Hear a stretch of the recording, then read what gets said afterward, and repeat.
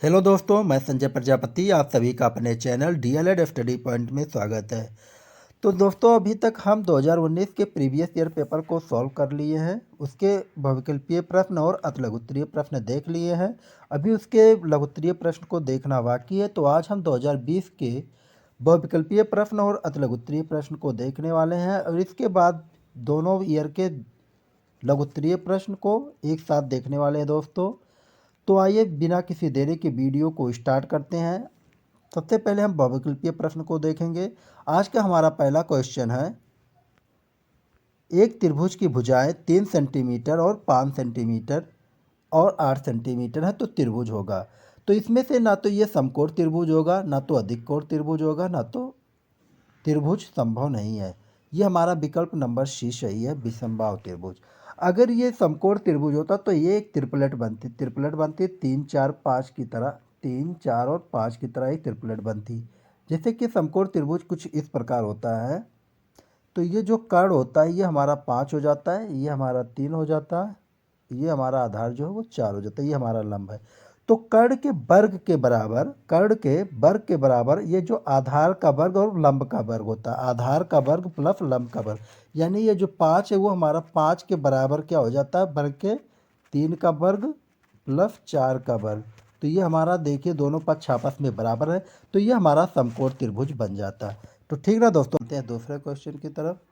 आज हमारा दूसरा क्वेश्चन है, निम्नलिखित संख्याओं में से प्राकृतिक संख्या। आप लोग भी जानते होंगे, एक से लेकर जितनी भी संख्या है वो सब क्या है, प्राकृतिक संख्या है। तो दो क्या है, हमारा एक प्राकृतिक नंबर है और जीरो क्या है, ये एक पूर्ण संख्या है। क्या है, ये पूर्ण संख्या है। पूर्ण संख्या है, क्या है, पूर्ण नंबर है। आप लोग को पूर्ण संख्या का परिभाषा पता होगा। पूर्ण संख्याएं वो होती हैं, जीरो से लेकर जितनी भी प्राकृतिक संख्या है वो सभी क्या है, पूर्ण संख्या है। और जितनी भी प्राकृतिक संख्या है वो सभी पूर्ण तो है, लेकिन सभी पूर्ण संख्या एक प्राकृतिक संख्या नहीं है। इस बात को आप लोग जरूर ध्यान में रखिएगा। चलते हैं तीसरे क्वेश्चन की तरफ। आज का हमारा तीसरा क्वेश्चन है, निम्नलिखित में से परिमेय संख्या नहीं है। तो इसमें से बताना कौन सा परिमेय संख्या नहीं है। तो पाई जो है वो हमारा एक परिमेय संख्या नहीं है। क्या, परिमेय संख्या नहीं है। जबकि पाई का मान जो 22/7 है वो एक परिमेय संख्या है। 69 भी हमारा एक परिमेय संख्या। परिमेय संख्या का जो फॉर्मेट होता है, वो होता है x/y। क्या होता है, x/y के फॉर्मेट में होता है। जैसे √16 लिखा हो तो इसको हम √16 के बाहर कर लेंगे, तो 4 × 4 कर लेंगे अंडर रूट के अंदर, तो यहाँ से हमारा एक 4 बाहर हो जाए। अब इस 4 को हम 4/1 के रूप में लिख सकते हैं। किसके, 4/1 के रूप में लिख सकते हैं। 3 को हम 3/1 के फॉर्मेट में लिख सकते हैं, 3/1 के फॉर्मेट में लिख सकते हैं। 69 को 69/1 लिख सकते हैं। आशा करते हैं आप लोगों को समझ में आ गया होगा कि परिमेय संख्या क्या होती है। चलिए चलते हैं अब अगले क्वेश्चन की तरफ। आज का हमारा अगला क्वेश्चन, निम्नलिखित में सर्वसमिका है। तो दोस्तों सबसे पहले मैं आप लोग को बता देता हूँ कि सर्वसमिका क्या होती है। सर्वसमिका में जो है वो लेफ्ट हैंड साइड बराबर राइट हैंड साइड होता है। क्या, राइट हैंड साइड होता है। इसमें क्या हो, यक्स के प्रत्येक मान के लिए दोनों साइड आपस में बराबर होंगे। ठीक ना, ये दोनों साइड आपस में बराबर होंगे। जबकि समीकरण में क्या होता है, लेफ्ट हैंड साइड और राइट हैंड साइड एक्स के प्रत्येक मान के लिए हमेशा एक दूसरे को बराबर नहीं करेंगे, मतलब एक दूसरे को संतुष्ट नहीं करेंगे। तो इसमें ऐसा कौन सा विकल्प है जो एक दूसरे को हमेशा बराबर करेगा। तो देखते हैं, पहला विकल्प हमारा 2x + 3 + 5, इसको जोड़ेंगे तो 2x + 8। इसमें केवल एक साइड दी गई है, लेफ्ट हैंड साइड। और दूसरा विकल्प हमारा 2 ब्रैकेट x + 1 ब्रैकेट बंद बराबर 2x + 2। तो इसको हम 2 से अंदर गुणा कर देंगे ब्रैकेट के, तो ये हमारा हो जाएगा 2x + 2 हो जाएगा बराबर 2x + 2 दिया ही गया है। तो ये हमारे सर्वसमिका को सेटिस्फाइड करता है, क्योंकि 2x + 2 ये हर मान के लिए हमेशा एक दूसरे के बराबर ही आएंगे। ऐसे विकल्प सी है, ये x के प्रत्येक मान के लिए हमेशा बराबर नहीं आएगा, क्योंकि 2x को हम पक्षांतर कर लेंगे तो ये हमारा क्या हो जाएगा, 2x = 6 हो जाएगा। ऐसे x + 4 6 - 3x को भी सॉल्व करेंगे, ये x के प्रत्येक मान के लिए हमेशा बराबर नहीं होगा। तो आइए दोस्तों चलते हैं अगले क्वेश्चन की तरफ। आशा करते हैं सर्वसमिका समीकरण में अब आप लोग को कोई कन्फ्यूजन नहीं होगा। आज का हमारा अगला क्वेश्चन है 3 के पावर x+2, 3 के पावर x+2 है बराबर 81 लिखा हुआ है। 81 को हम क्या लिख सकते हैं दोस्तों, 3 के पावर 4 लिख सकते हैं, क्योंकि 3 का अगर 4 बार हम गुणा करेंगे तो वो 81 आ जाएगा। तो यहाँ हम लिख लेंगे 3 के पावर x+2 बराबर 3 के पावर 4। अब देखिए यहाँ पे दोनों एक दूसरे के आधार जो आपस में बराबर हैं, बराबर रहते हैं तो अगर दोनों पक्ष पे तो आपस में कट जाते हैं, तो ये हमारा घात आपस में फिर बराबर हो जाता है। x+2 बराबर 4 हो गया, तो ये x बराबर हो गया 4-2। क्या हो गया, 4-2। अब इस x का मान हमें यहाँ से क्या प्राप्त हो गया, 2 प्राप्त हो गया। क्या प्राप्त हो गया, 2 प्राप्त हो गया। यानी इस क्वेश्चन का जो विकल्प नहीं दिया गया है, तो इसका x का मान जो निकल के आ गया वो हमारा 2 निकल के आ गया। इस क्वेश्चन का आंसर है दोस्तों। आइए चलते हैं अब अगले क्वेश्चन की तरफ।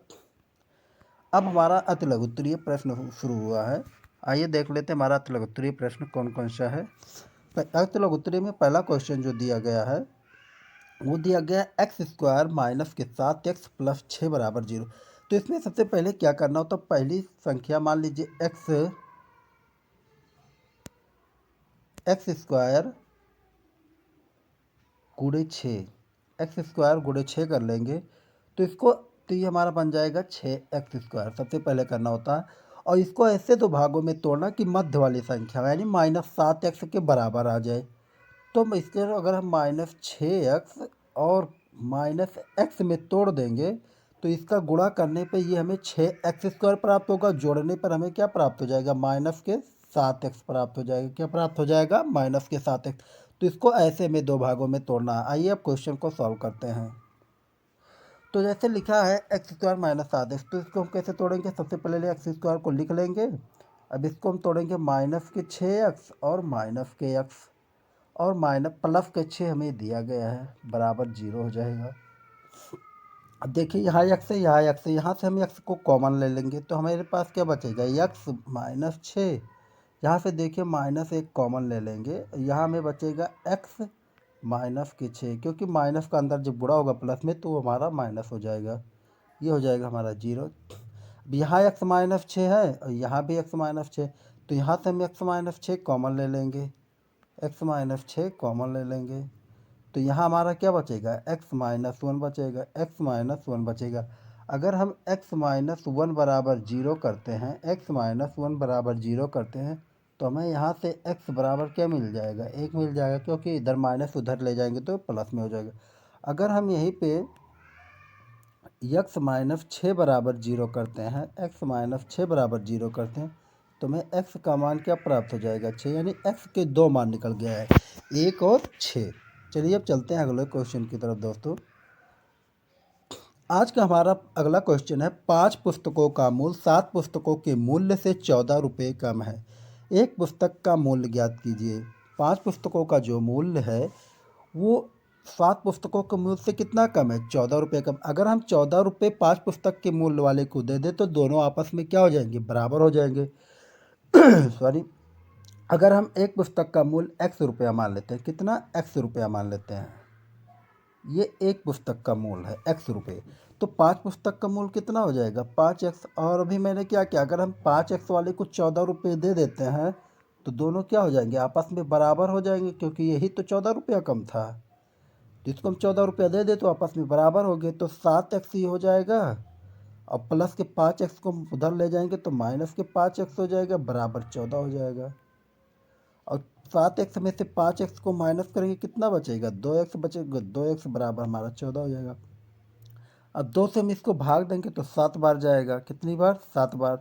यानी x का जो मान मिल गया हमें, कितना मिल गया, 7 मिल गया। और हमने एक पुस्तक का मूल्य कितना माना था, x माना था, तो x का मान कितना, 7 रुपये। यानी हमारा जो एक पुस्तक का मूल्य है वो कितना निकल के आ गया दोस्तों, 7 रुपये निकल के गया। आपको ऐसे भी एग्जाम में हल करने होंगे दोस्तों। चलिए अगले चलते हैं अगले क्वेश्चन की तरफ। आज का हमारा अगला क्वेश्चन है a+1/a बराबर 3, तो a² + 1/a² का मान होगा। सॉरी, आप लोगों को a + b का होल स्क्वायर के बारे में पता होगा।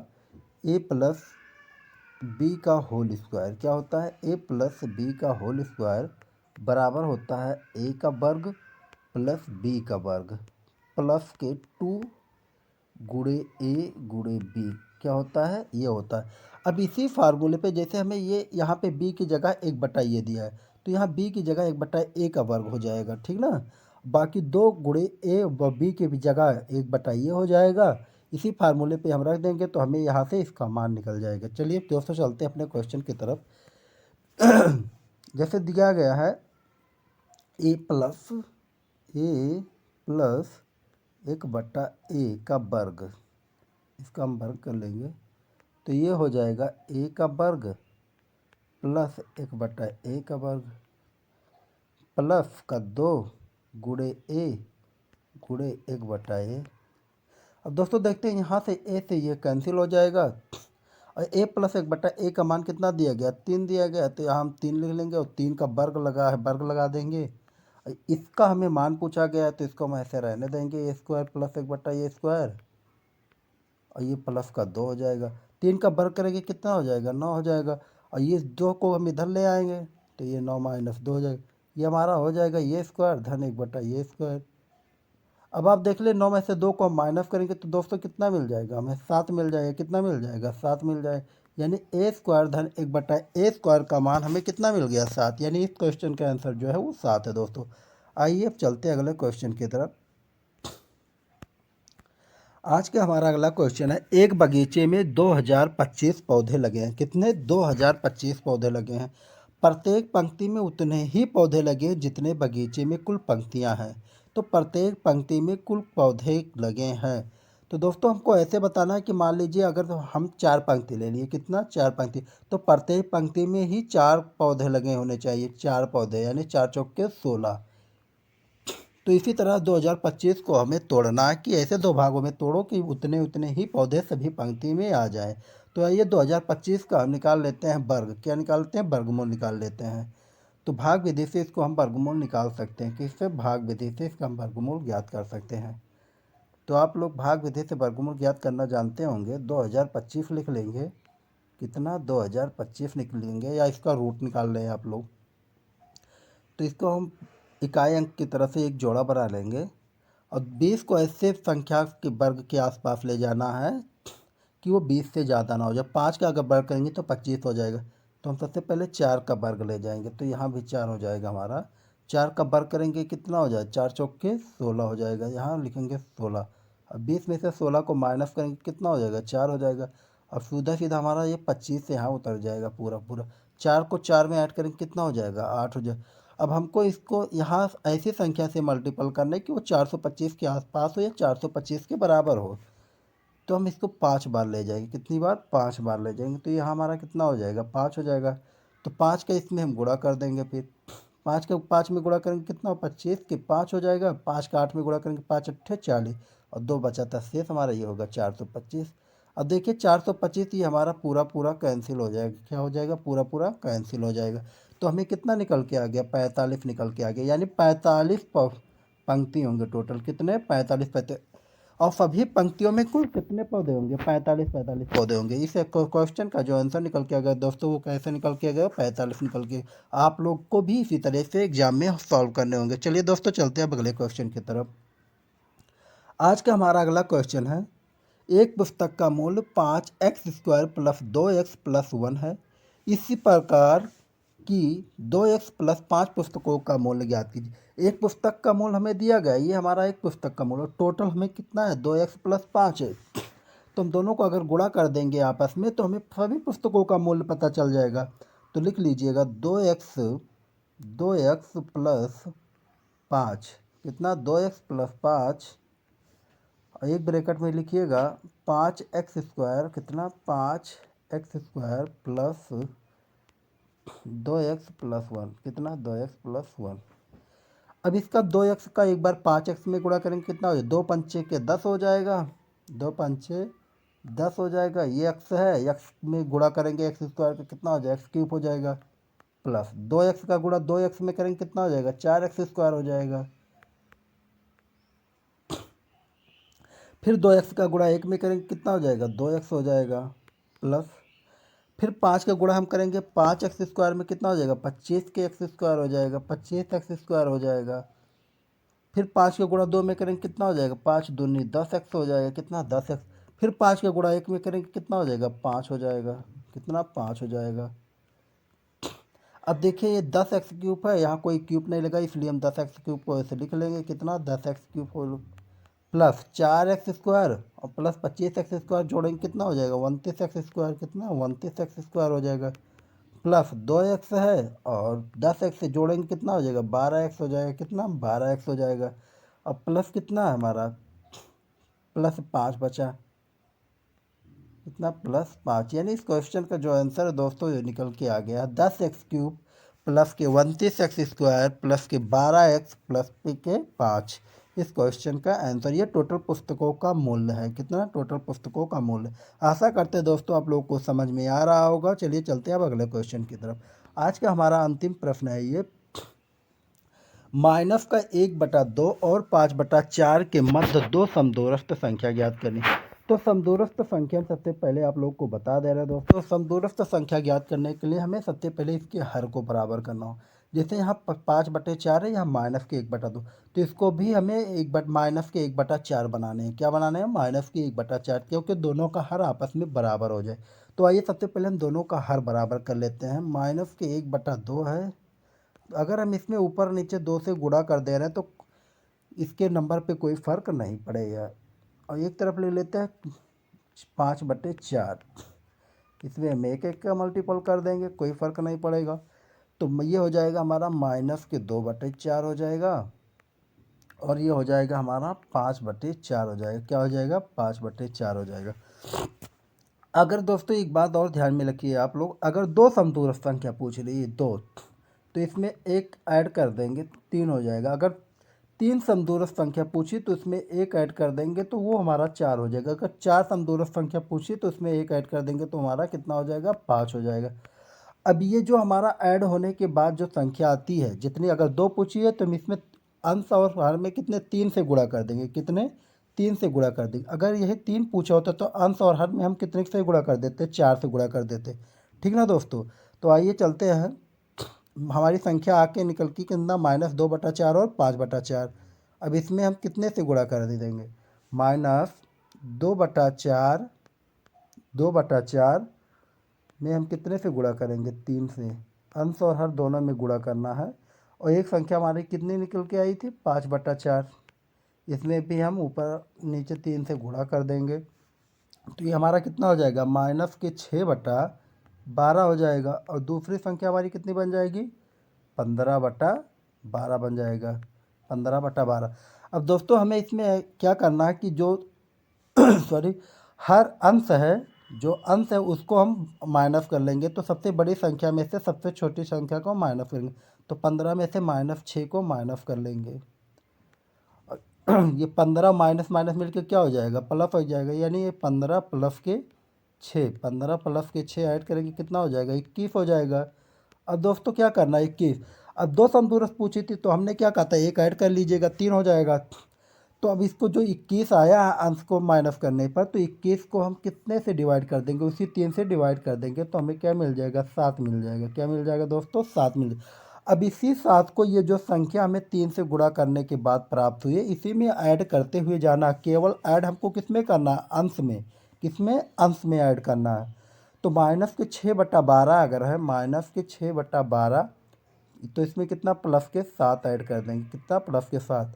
तो ये हमारी पहली संख्या हो जाएगी। और 7 में से 6 को माइनस करेंगे कितना हो जाएगा दोस्तों, 1/12। यानी पहली जो संख्या हमारी निकल के आ गई दोस्तों, कितना निकल के आ गया, 1/12। अब जो संख्या मिली उसमें हम क्या ऐड करते जाएंगे, यही +7 ऐड करते चले जाएंगे। तो ये 1 प्लस के 7 हो जाएगा, पूरे का बटा 12 हो जाएगा, पूरे का बटा 12 हो जाएगा।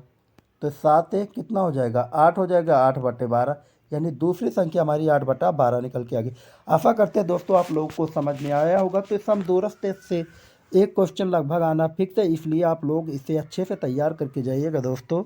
चलिए दोस्तों मिलते हैं अब अगले क्वेश्चन में, अगले प्रीवियस ईयर पेपर के साथ। तब तक के लिए जय हिंद, जय भारत।